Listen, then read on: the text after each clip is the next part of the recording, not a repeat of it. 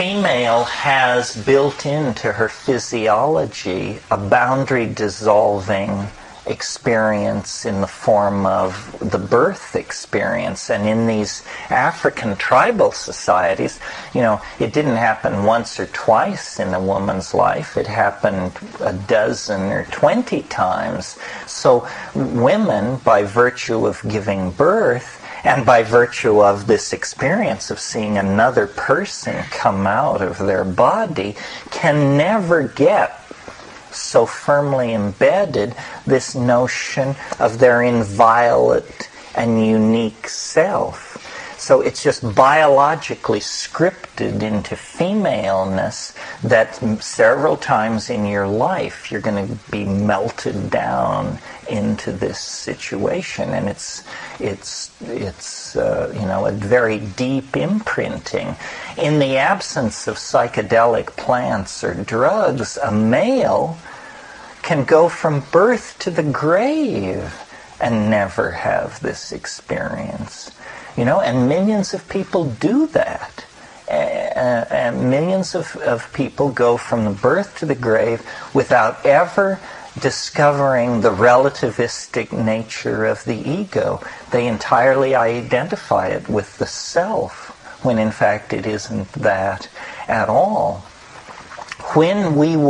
Now the mystery in all of this is the fact that it's kind of reductionist to say that taking these psychedelic plants dissolves the ego, because there has to be something then which rushes into this now empty space where the ego previously held sway.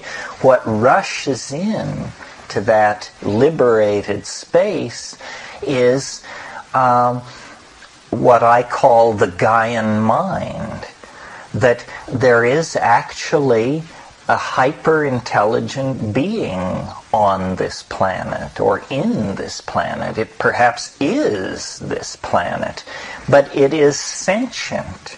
It thinks. It can communicate. We are like atoms inside the body, or cells inside the body of this enormous organism, which is the cause of our religious obsessing. The reason we're always running around looking for God Almighty is because we evolved on a planet inhabited by a superintelligence that we have lost contact with.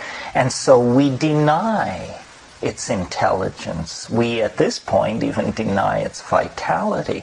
I mean, the Judeo-Christian shtick is that nature is to be at the service of man. And, this is a complete inversion of the idea that human beings should be the active hands of the Gaian mind. And this didn't happen for there's no bad guy in this scenario. It's simply that the climatological conditions which allowed this social mode that was characterized by nomadic pastoralism, orgy, and psychedelic shamanism was gradually replaced by, because of drying of the African continent, the psychedelic substances were no longer available. And there was even an intermediate phase where the psychedelic substance, if it was the mushroom, was preserved in honey, so that the great festivals became further and further apart in time, and the ego enters them like a tumor. It begins to form in the personalities of human beings. If you're engaging in psychedelic intoxication and orgy at every full moon, there is no chance for the ego to get a hold. I mean, it's just an aberration that everybody jumps on and is gotten rid of. But if these ceremonies become yearly, or less frequent, then these funny notions get going in the more powerful males. Why shouldn't I control more females? Why shouldn't I have more of the food supply? Why shouldn't this area, in fact, be for me to hunt in alone? You get all these concepts of mindness that arise out of the growth of this tumorous, cancerous, maladaptive self-defining, because that it doesn't serve.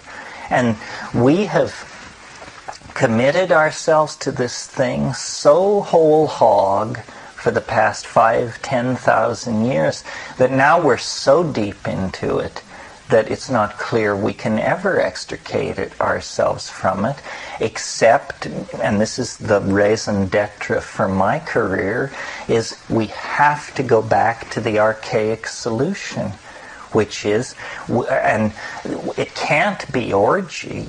That can't be the archaic solution that we implement, because we're not a nomadic tribe of pastoralists, only 70 or 80 human beings. We're a global culture of 5 billion people. If we tried to resuscitate lunar orgies, we'd have a wave of social and sexually transmitted diseases that would probably finish us once and for all. So the orgy thing is not the answer, but the psychedelic option still exists. It still dissolves the ego, and it still puts you in contact with viable group values. So this is perhaps an answer. And I don't advocate it because I think it's a sure thing. I advocate it because I think it's the only game in town. Hell, if hortatory beating on people could have worked, then we would have solved all our problems thousands of years ago, because Buddha and Christ and all these other people, they had the right idea. It's just that ideas don't cut the mustard. It has to be an experience, a real experience. And a boundary-dissolving experience is so corrosive to all the institutions of dominator society that no religion in the West since has been able to come to terms with the psychedelic experience, because it mitigates male dominance, hierarchy, and all the other things that are the methods by which we do business. Why do you think that nature would have it, that there would be this window of opportunity to develop an ego to begin with? What, you know? Well, it was that we had a chemically mediated symbiosis with the Gaian mind, and it was it wasn't a locked symbiosis like you get in lichens or something like that. It was a kind of flirtation with symbiosis. It was that we took these psychedelic plants and contacted this hyperdimensional mind of nature, and discovered that because it was hyperdimensional, because it wasn't constrained in space and time the way we are, that it had useful information, very practical information. Where has the game gone? This is what shamans are good for, is to tell you where the game has gone. How will the weather be next year? Classical problem for shamans. Well, how do they know this stuff? So you see, shamanism is essentially a going into a higher dimension to obtain information that then feeds back into the group destiny. well, how can these shamans know this stuff? How can they attain to this superhuman level of understanding? It's that they get in touch with a different kind of intelligence. An intelligence to whom where the game will be next year is as transparent as where the game was last year, because past and future don't exist for that intelligence.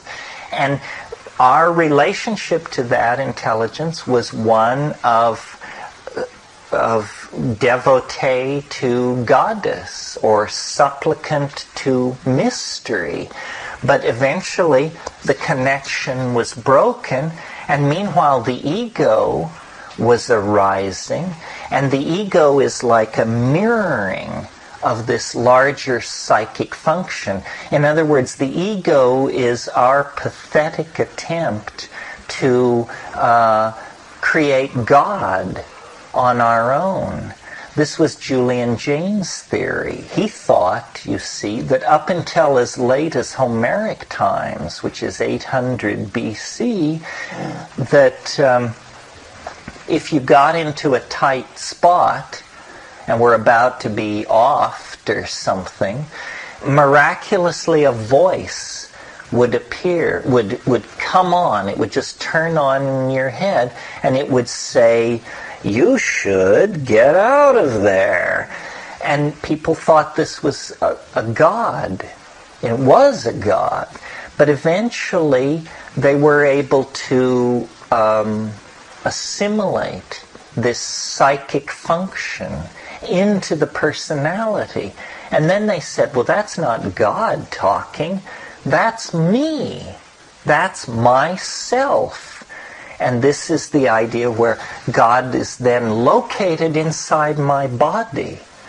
And I take orders from this inner God that I call the ego.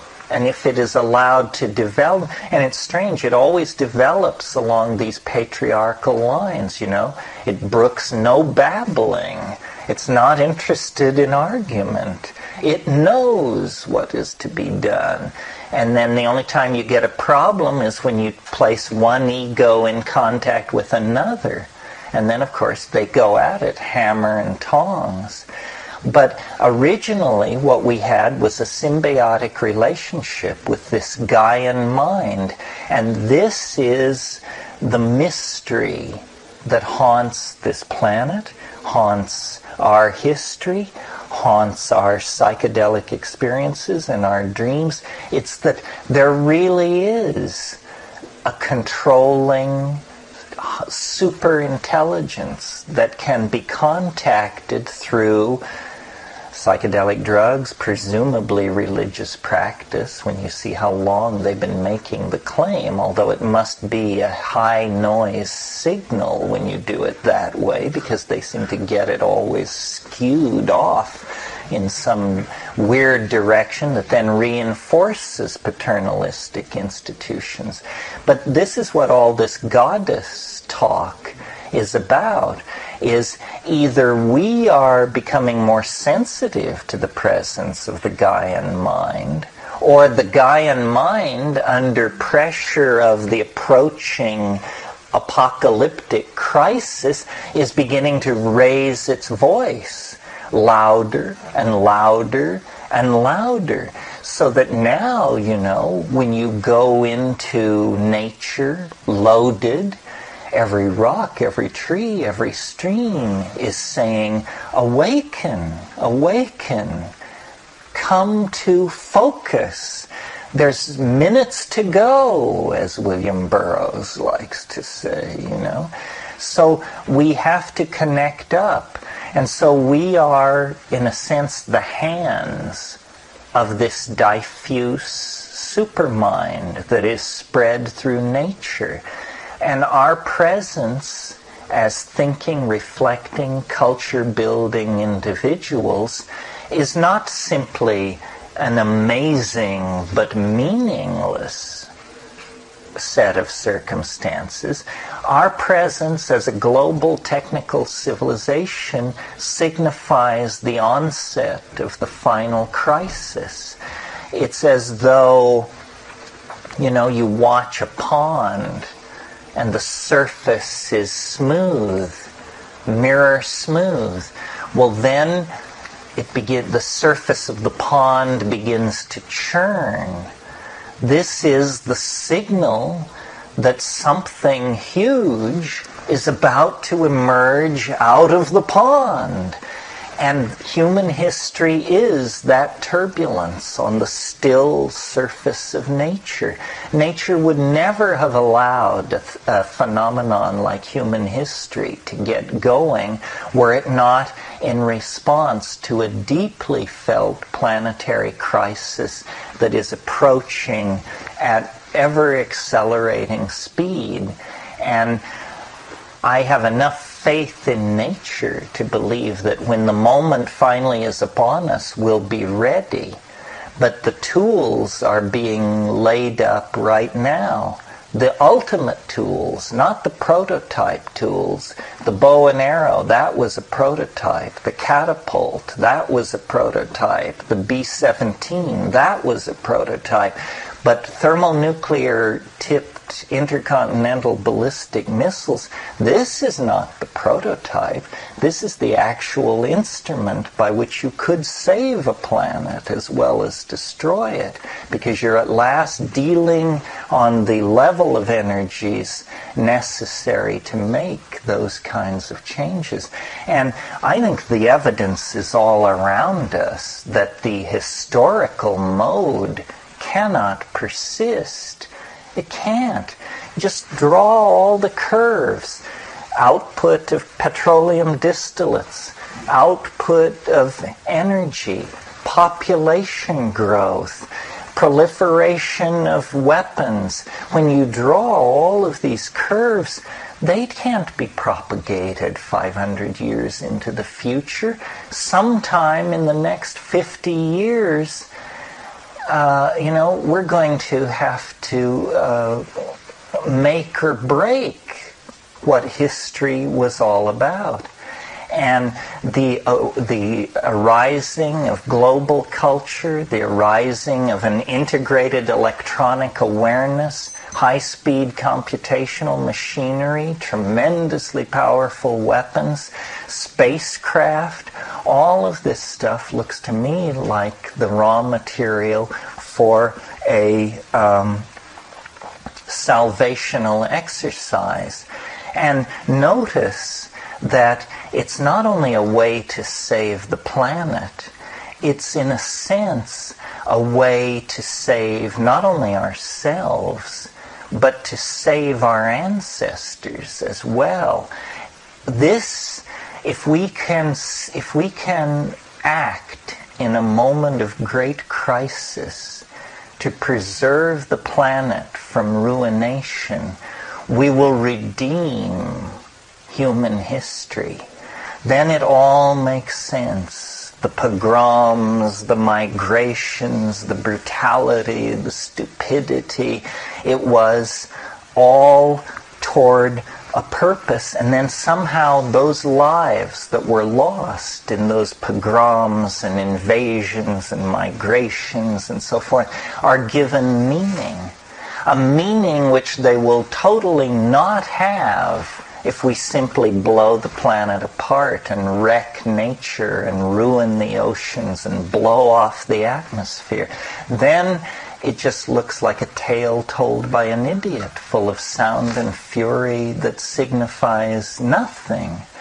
So it's as though the meaning itself is in our hands. What shall we make of this? Is it just, as James Joyce said, atoms and ifs? Or is there a plan, a process, a plot, and a role for us that will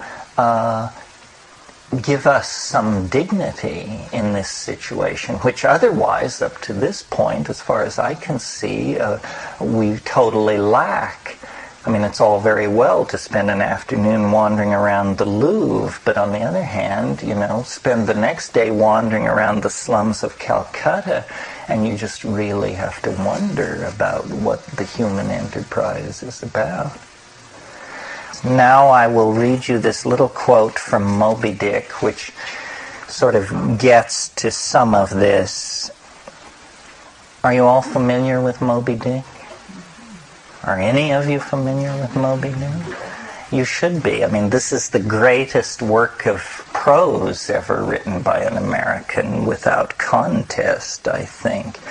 I mean, I like to think that when human history is written, Americans will be remembered for two things. They went to the moon, and they're the people who produced Moby Dick. I mean, this is our Odyssey. This is our Odyssey and our Iliad. Nobody's ever gone past it.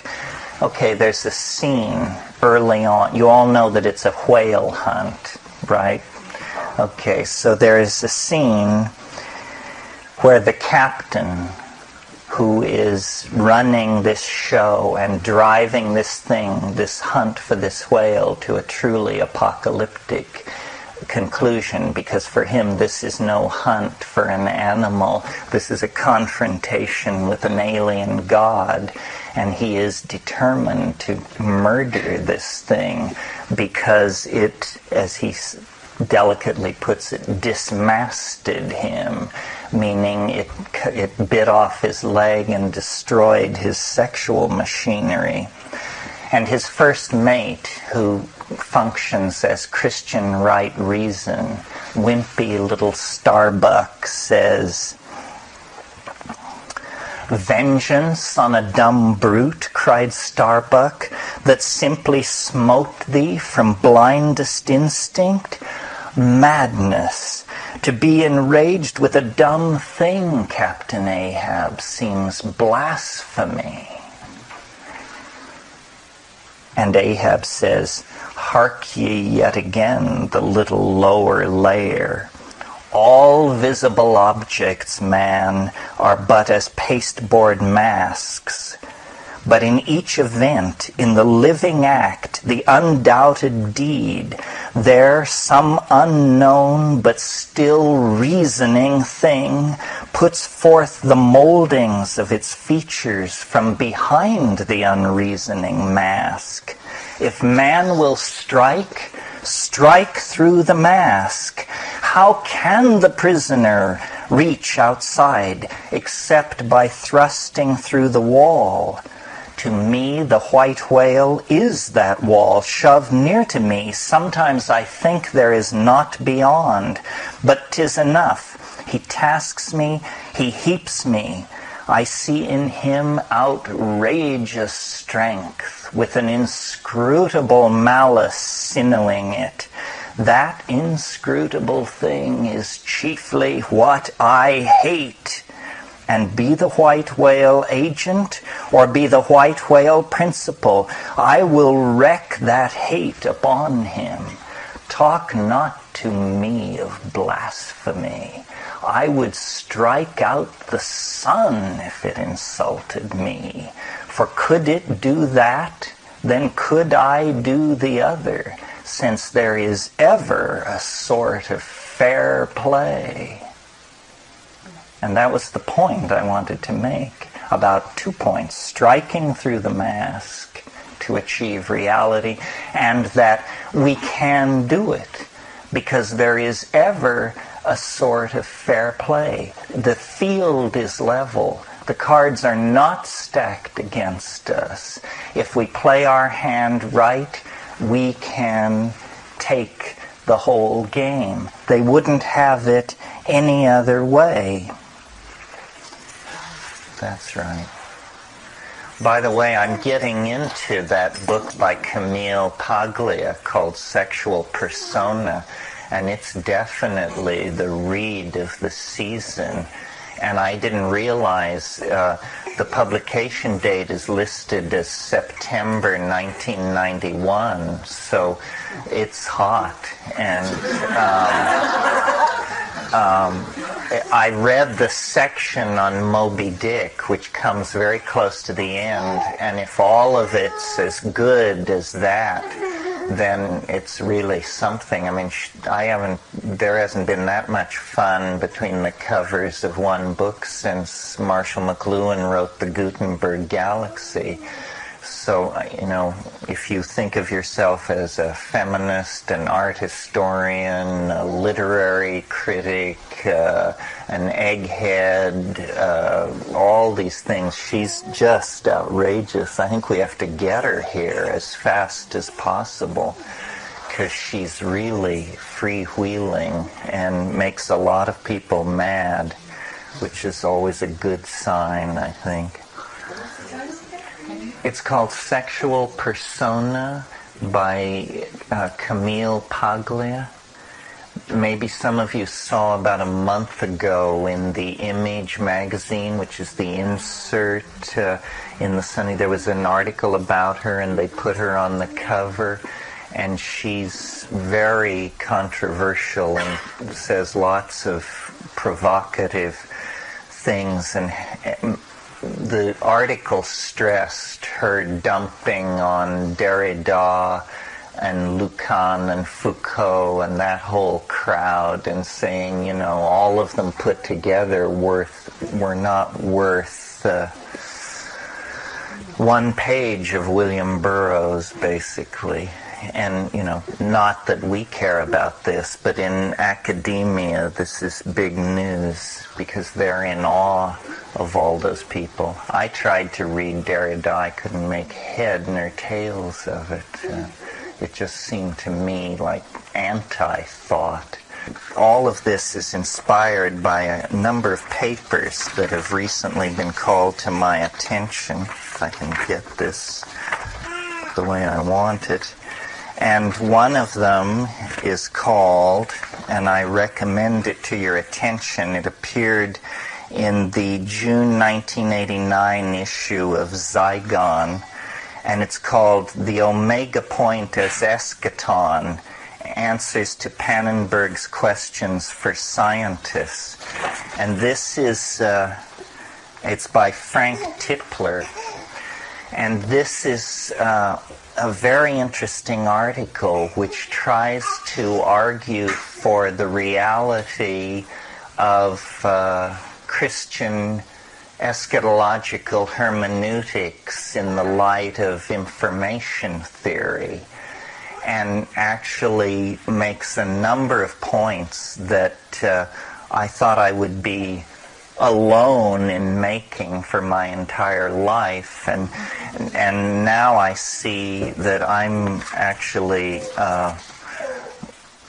an infant in this department, and that these people have thought more deeply and more widely and with a more stunning commitment to radical ideas than I could have even conceived of. I mean, it's humbling stuff. I mean, they're talking here about computer strategies to resurrect the dead, not some of the dead, all of the dead, and a number of ideas that I confess were completely alien and exciting to me.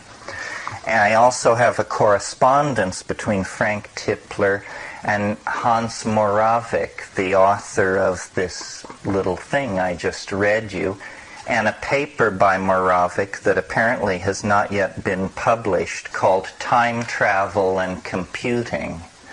And time travel is sort of what I wanted to talk about this evening from a certain peculiar perspective. One of the ideas that I've had to embed in my system fairly uncomfortably, because I think of myself basically as a skeptic and a rationalist, is the idea that the world is on the brink of a tremendous transformation, a transformation on a scale such that it can really only be compared to the events which created the universe in the first place. This is what ties this series of notions to Christian eschatology, because the unique preoccupation of Western religion, whether it be Judaism, Islam, or Christianity, is this weird insistence on the end of the world, the collapse of reality as we know it. You don't get this in Eastern thinking. As you all probably know, Hinduism is a theory of what is essentially a steady state. There are cycles of outpouring of phenomena and then regressive cycles when everything recondenses. But the universe is basically thought to be eternal. And this then poses no problem for rational expectation, because it's very easy to imagine an eternal universe. In Christianity, to preserve the rationality of expectation, the eschatological event, I guess I should explain that term. All these ESCH words, eschaton, eschatological, so forth and so on, mean we're referencing the final things. The branch of theology that is called eschatology is the study of the final things, the end of the world. And the way Christianity has handled it to preserve rationality, at least superficially, is by setting it far, far in the future. Then it doesn't irritate or, demand a great deal of thought and consideration. My notion has, against my own intellectual gravity, has pushed me toward the conclusion that it is near, which puts me in the same category as all those people in cartoons carrying signs which say, repent for the end is near. And it's the thing, I feel shy. I don't know if I have the decency to feel shy, but I feel always reluctant to talk about it because it is the most counterintuitive position in the system that I've tried to elaborate. Because not only do I think it's near, but I think that we can say when it is. And just so you aren't kept hanging in suspense. Tomorrow at 8:30. Close. December 22nd, 2012, at dawn, Eastern Standard Time, the universe will roll up like one of those blinds, It will just roll up. The stars will fall from heaven.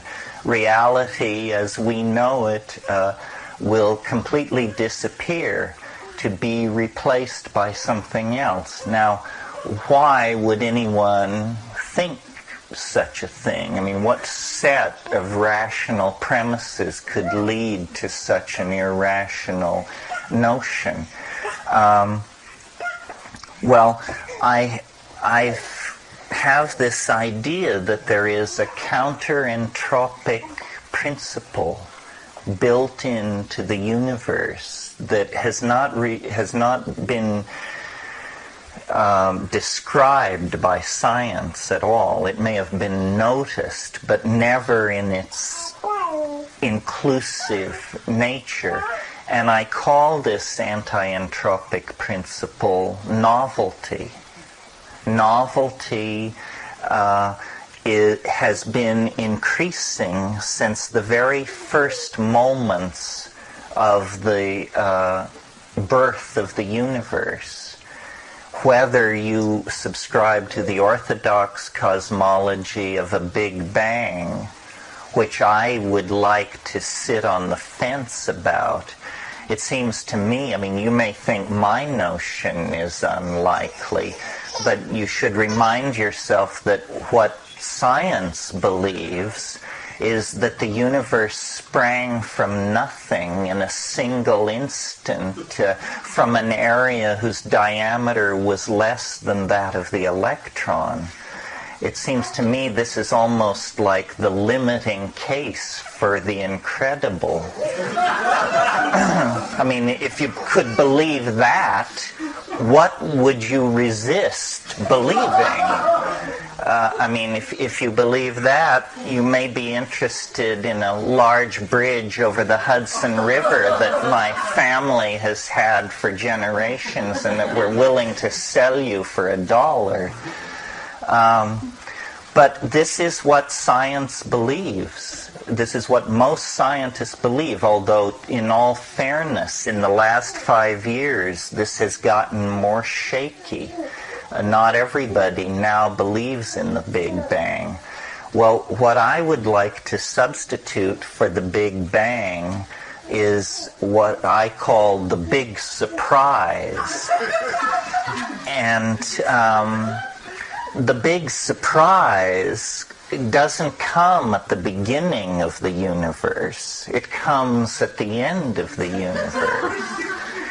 Which seems to me, you know, if you want to, the battle of the singularities, orthodox science says the entire universe sprang from a tiny area in a single instant.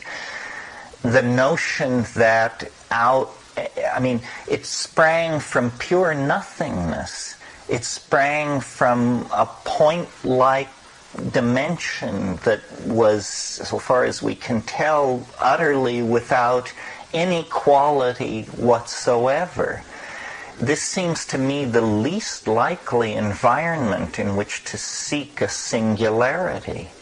I mean, how can we imagine, unless we call upon God Almighty, a perturbation in a flawless nothingness that would usher into, 10 high 47 particles of many types streaming outward, symmetry breaks, so forth and so on. It seems to me that all cosmological myths require a singularity of some sort, but some singularities are more likely than others. And so in my notion, and I call it my notion because so many people have told me I'm completely welcome to it. In my notion, the place to look for a singularity is in the most complicated circumstances imaginable. Not an unflawed emptiness, but a world where you have atomic chemistry, polymer chemistry, organic chemistry,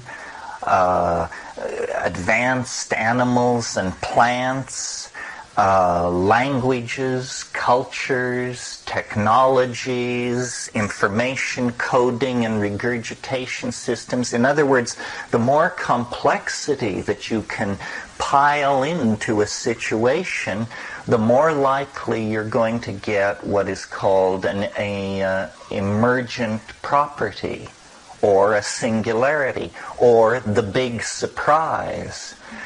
And so, as I look back at the history of the universe, over any scale you care to name, the last 5 years, the last 500 years, the last 500 million years, the last 5 billion years, there is a generality which seems to hold, which is complexity once come into existence is retained and folded back into the interstices of being to produce yet more complexity. This is linked, and at least appears linked, to the cooling of the universe. At the Big Bang, the temperature of the universe was trillions of degrees, and there wasn't even atomic chemistry. There was just a plasma of electrons. And then after some time, measured in nanoseconds, the temperature of the universe fell sufficiently so that stable orbits could be established around atomic nuclei, and then you have the emergence of simple inorganic chemistry. Well, then after a further fall in temperature and a much longer period of time, you get the thermal disruption of chemical bonds falls below the limit where you can get complex molecular structures, and then a whole new set of emergent properties building on the levels which preceded, until finally you get the birth of stars. And that is basically huge lumps of condensed hydrogen, the simplest of all elements. The hydrogen aggregates into stars in such amounts that tremendous pressures are set up at the center of these hydrogen masses, sufficient pressures for fusion to begin to take place, and fusion cooks out iron and other heavy elements, including carbon, and carbon then becomes the key to the next level of emergent complexity, and from there to us it's only a series of these declensions. But what's interesting about these declensions into complexity is that each phase happens more quickly than the phase that preceded it, so that and we actually are not peripheral to this process. We're at the center of this mandala by several different ways of thinking about it. The most convincing, I suppose, is that the density of connections in the human cerebral cortex makes the human cerebral cortex, without contest, the most densely ramified material in the universe. We carry within ourselves, then, the most complex organization that has been laid on to the material universe. And it seems to me this is a strong argument that we are at the cutting edge of this process of emergent novelty.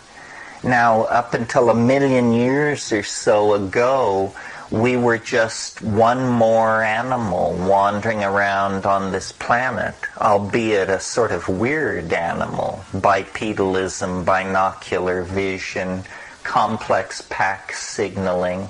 But on the other hand, wolves and dogs and ants have complex pack signaling. But then we began to elaborate. Notice that up to that point, the most sophisticated information storage system that Novelty had evolved was genetic storage in long polymerized molecules that templated other molecules to reproduce themselves. Well, with the emergence of human language, you get what is called epigenetic storage and conveyance of information in poetry, dance, ritual of all sorts, artistic endeavors of all sorts. This is the unique domain of human beings, and it represents a vast acceleration in the rate at which this kind of informational business can be transduced. Well, then, so it flows forward, and then about 12,000 years ago, we really get going by building cities, beginning to notch wood with our observations of lunar cycles and stuff like that, and then you know the rest of the story. I mean, it's just a jump from, as I said the other night, chipping flint off a core to hurling an instrument outside the solar system so that it can look back at our planetary system. An elf told me that, now there's a fine thing for a scientist to say. An elf told me that time travel is possible, but it is constrained in ways which are not normally part of our expectation of time travel. The way in which it's constrained is, once time travel is discovered, you can travel as far into the future as you wish, but you can't travel into the past any further than the moment of the invention of the first time machine. The reason for this is that before the invention of the first time machine, there were no time machines, and how can you take a time machine into a domain where there aren't any? You see, it's just to preserve logical consistency. That's like saying you can't drive a car where there hasn't been a car driven before. That's right, you can't take a car where there are no roads. When cars were first invented, the main objection to them was, what are you going to do with this thing?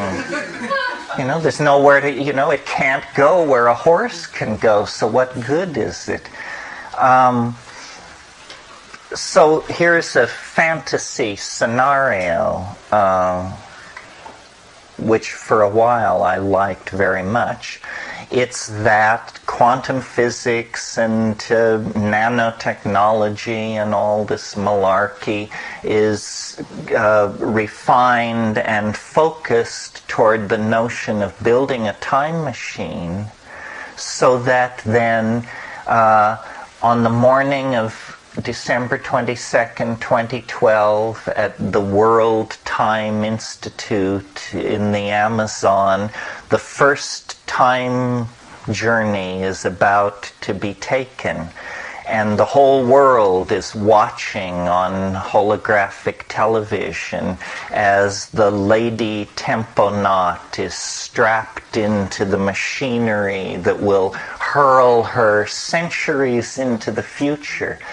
And there's a countdown, and a button is pushed, and off she goes. Now, most people's interest would be to follow this woman wherever she's going, but let's forget her for a moment. The point has been made. She disappears. We assume she went off into the future.